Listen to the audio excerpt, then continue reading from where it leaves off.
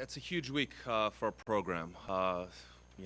We haven't had a tournament like this on the men's side since the late '70s. So we've been eyeing this for a long time, and there's been a lot of preparation, a lot of work from a lot of different units on our campus, and we're very grateful for all of those folks putting in a lot of hours. But we're excited right now. We're trying to really focus on USC tomorrow, which it's going to be pretty easy for our guys to get up for.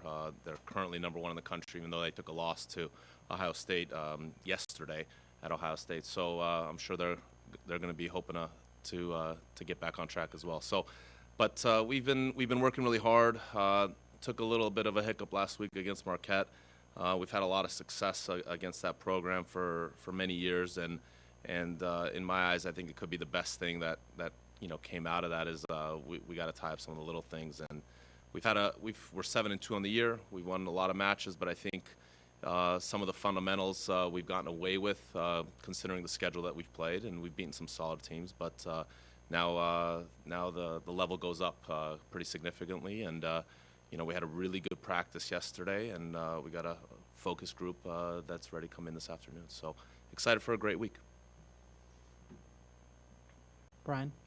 So with all the qualifying, what does this field look like, Danny? It's essentially 15 teams have qualified, and you can make the argument that they are currently the top 15 teams in the country. So programs like Texas, Georgia, Michigan, Ohio State, USC, UCLA, Stanford, Columbia, and NC State got through, and they're currently 10 or 11 in the country. So an amazing field, and every single match this week is going to be challenging. It's not a one and done tournament, which I think also makes this championship very special. You're playing off basically for every position, so you're guaranteed 3 dual matches. So this is a great way to see what a national championship preview in May, but also this is a national championship, our collegiate tennis championship.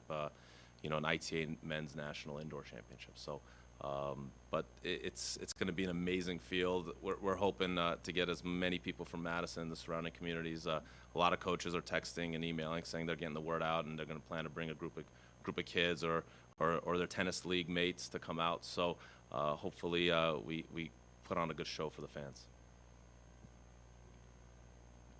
Brian? Besides the teams, are there a couple of individuals in this field that, fans may someday see on the Pro Tour? Yeah, Baylor's got a top guy that was in the second round of the U.S. Open. Stanford's always got very good players. Ohio State, they have guys that are in the Pro Tour. So there's a lot of names that maybe that people don't know yet, but there's this is the stepping stone, and every Cameron Norrie played at TCU, Ohio State, JJ Wolf, he's one of the top Americans. He turned pro. He played in this event. So there's some guys here that probably aren't famous yet, but they're gonna use this college tennis and really make this a stepping stone to get to the pro level for sure. Todd? Can you go through some of the key players for your team and what kind of seasons they've had, and what maybe you're hoping to draw out of them this week that this kind of competition might take them a little bit higher? We've always been a win by committee group. We've needed everybody, even when we've had really successful years. We've done it. Different guys have stepped up, but we always lean on our seniors. Like Chase Colton, he's been playing number 1 for us, and that's a little bit of a step up for him, and something maybe he hasn't been accustomed to. And the previous year, Oscar played 1 for us after playing 5 for most of his career. So we're generally leaning on those older guys. But, Chase, Jesper, and Robert Krill from Milwaukee, those are our 3 upperclassmen.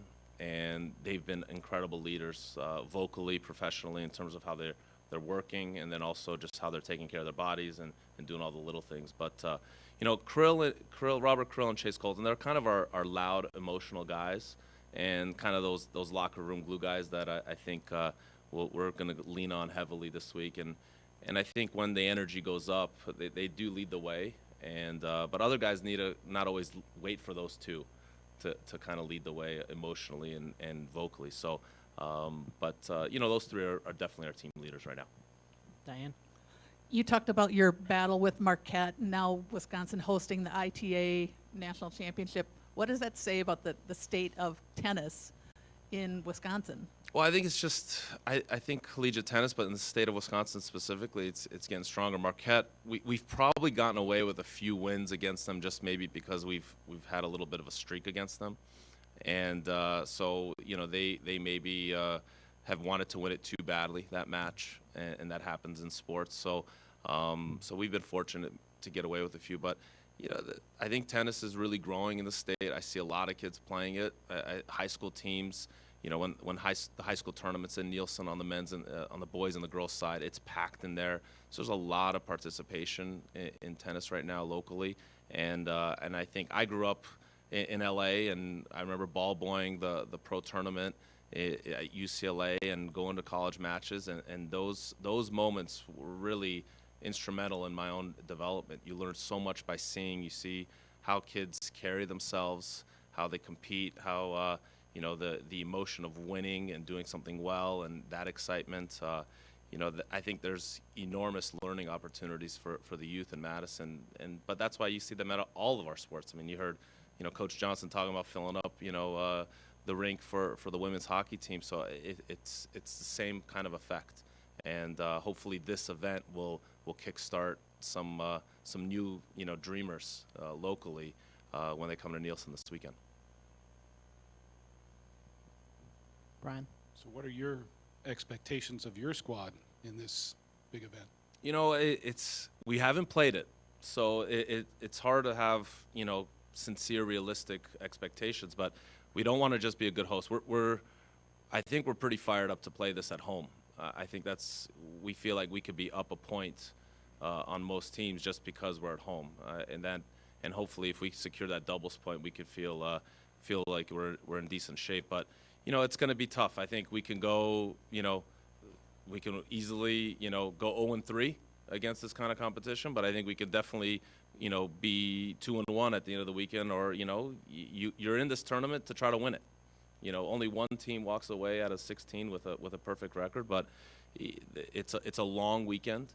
We're going to play the number 1 seed, on Friday, so it's a tall order, but it's going to be great to play USC on Tuesday to see what that feels like, and that's not just a random scheduling event for us. That it just kind of happened that way. We're happy that they're here. They want to get inside our building as well and get a preview of what it feels like to play at Nielsen, but we also want to play a top team to get us a little bit even more ready for Friday.